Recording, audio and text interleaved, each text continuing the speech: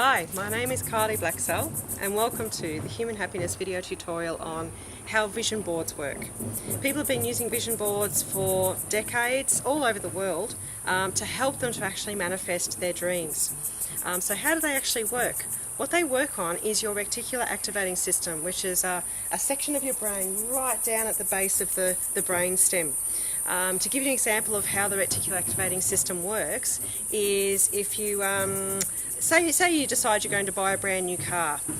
This happened to me actually. I decided I was going to buy a brand new bright green Mazda 2, and then as soon as I decided to buy it, I started to see bright green Mazda 2s everywhere. Like I would see them driving down the street, I'd see them driving past my house, I'd see them down at the car parks.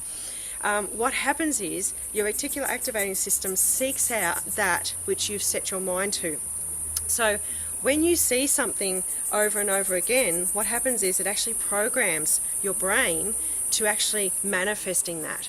So when you have these images or these words up on a board or something so that you can see it as you just walk past during the day, or you don't have to actually stop, and the good thing is you don't have to actually stop and look at your board and study it in great detail. All you need to do is actually have it up somewhere so that you pass by it on a fairly regular basis. I actually usually have my vision boards up at my in my Reiki room, in my therapy room, on the wall. So every now and then my eyes might see what's on the boards, and I've got some earlier ones that I have actually in my bedroom on the wall.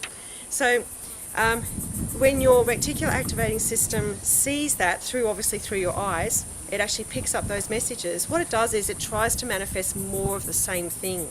So if you have particular images on your vision board, what's going to happen is you're going to start manifesting them in your life. Now, the key to making an effective vision board is to actually not use your conscious self. You actually want to use your subconscious self. So that's a really important part of creating a vision board. So when I do a vision board day, I actually get people in the right headspace, or in fact out of their headspace and into their subconscious when they start to do their vision board. So what I would recommend if you're unable to make it to a vision board day is to actually do some yoga, some meditation, some pranayam prior to actually sitting down and doing your vision board, and then doing your vision board in a very specific way, and I'll explain that in a moment. So the yoga that I recommend is any yoga that you know that's really good at releasing things, unwinding your past. And in Drew Yoga, which is the yoga that I teach, there's a fantastic energy block release, EBR6, which does exactly that. What it does is it allows you to redesign your life. It gives you freedom in your subconscious mind to make changes. It allows your goals to be anchored, so changes are deep and lasting. It gives you freedom from your past patterns. It allows good habits to be anchored. It allows you to move forward in life. It creates space in your mind and your body and disentangles you from difficult parts of life. So you can see why I choose the EBR6 prior to doing creating a vision board with a group of people. The pranayam the asana that I tend to choose is the dancer. This is the Lord of the Dance. There are a couple of other ones that are really good as well. But the dancer, what it does is it actually enhances your concentration. It brings happiness and clarity, new positive thoughts, enhanced ability to prioritise, space for change, and a feeling of letting go. Because what you want to do before you actually create your new vision board is to actually let go of the stuff that's been holding you back. So, and during that asana, we actually talk about it, and we do affirmations so that you can actually let go of the things that are holding you back. There's a couple of other small asanas, the fearless flight, which releases your fear, the releasing stretch, which releases deep-seated anxieties, and the pendulum movement, which releases a lot of blocked energy down in your lower part of your back, which is a really good idea to actually release that, because that's where a lot of your fears around having enough money, being safe, are generally kept. Another really important thing after the yoga is done, we actually do a burning. So we write down all the things that we want to let go of, the things that have been holding us back, the things that are upsetting us, and the fears that we have around moving forward with particular goals that we might be looking at when we're doing our vision board. So you write all of those fears down, and then you can say this angel therapy sentence, amongst many other sentences you can do as well when you're about to burn the piece of paper. So I ask that all effects of these mistakes be undone in all directions of time for everyone involved. Thank you.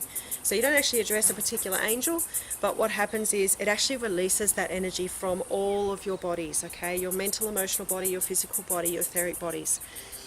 And that allows you to be in a very, very good space prior to doing your vision board. There's also some fantastic pranayams that you can do, which are breathing techniques. Even just the deep yogic breathing is fantastic. There's a beautiful conversion breath that actually allows you to transform painful emotions. So if you have a vision on a very particular thing, like maybe around a relationship, or gaining a new relationship, having a look at relationships that aren't working in your life, that will allow you to transform those painful emotions, which is a really good idea. The alternate nostril breath, which is, it's actually in one of my YouTube videos, one of the stress busters is the alternate nostril breath, and it's fantastic for bringing you back into balance.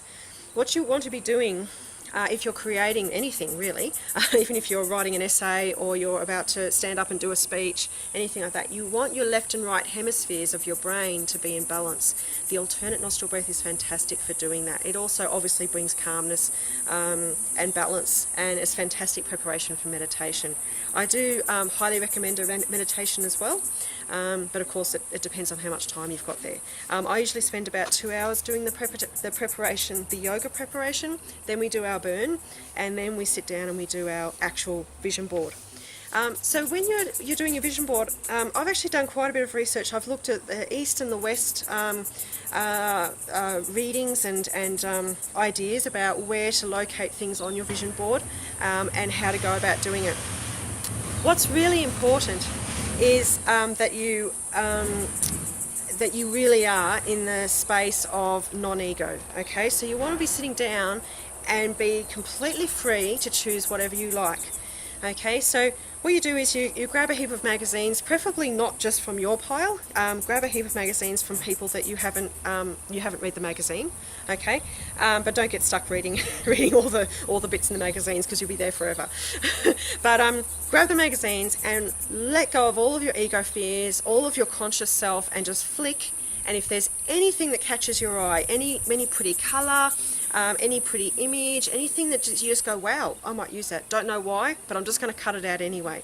And also looking at any words that pop up, that just shine at you, like things that just jump out of the page. Cut them out, put them in a pile. Okay, so just keep going through the magazine, and when you think you've got a pile big enough to cover, well, I usually use the, what would it be, A3, A2, probably A1 size boards. Okay, so quite a large board. You can use whatever you like, but I just use cardboard. Pick your favourite colour. And if you think you've got enough images that will probably cover that board, that's when you maybe just get a few more, and that's when you stop flicking through the magazines. So you flick and you just let all of your ego fears and all of the whatever it is you're aiming for, just let that go. Just let your subconscious take over, and then you just pick anything that takes your fancy, anything that jumps out at you, and then make a little pile, and then let go of the magazines, and then get your board. Now on your board, after quite a bit of research and quite a bit of collecting data from lots of different schools of thought around this, I've actually created positions on the board that are best to place certain themes. Okay, so you probably won't be able to see this, but I'll explain it so you can see it easier. So on your board, you're going to want, up in the top right corner, relationships and love. Okay, so the theme of relationships and love up on the top right corner. Down the bottom right corner, wealth and prosperity. And up the top middle is connection, so your connection with yourself, with other beings, with your higher self. And also down the bottom is career and journey. In the middle is self and purpose.